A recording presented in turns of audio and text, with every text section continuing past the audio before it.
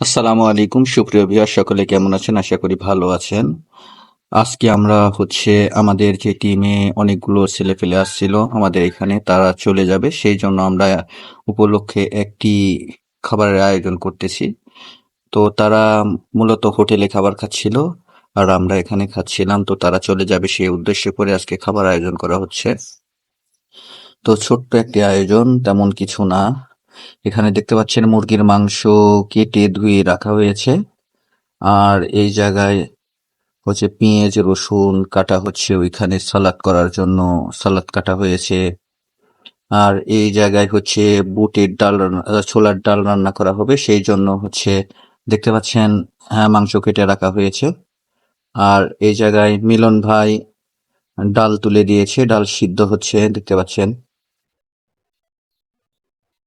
আর এটা আমাদের kitchen room. এখানে আসলে আমরা ব্যাচেলার থাকি, তো এই জন্য তেমন একটা গুছানো নাই, অগুছালো ভাবই রয়েছে। আর ব্যাচেলার থেকে তো বুঝতেই পারছেন যে রান্না বান্না করে খাওয়াটা কতটা কষ্টকর। আর আমরা পায়েস রান্না করেছি, পায়েসটা নামিয়ে রাখা হয়েছে ঠান্ডা করে রাখার জন্য। আর এখানে সাজ্জাদ ভাই পায়েসটা নিচ্ছে খাওয়ার জন্য, প্লেটে দেখতেছে যে কেমন হয়েছে সেটা টেস্ট করার জন্য নিয়েছে। আর আমরা মূলত মিষ্টি ব্যবস্থা করতে চাইছিলাম, কিন্তু সবাই বলল যে না, দুধ দিয়ে পায়েস রান্না করি, পায়েসটা অনেক মজা লাগবে। হেডা মিয়া, হেডা মিয়া। খুব কামচোর, কিন্তু আজকে কাজে লাগে। কাজচোর।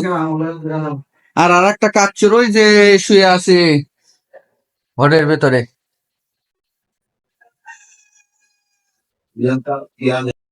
তো আমাদের রান্নার কার্যক্রম চলতেছে, মাংস রান্না হচ্ছে দেখতে পাচ্ছেন।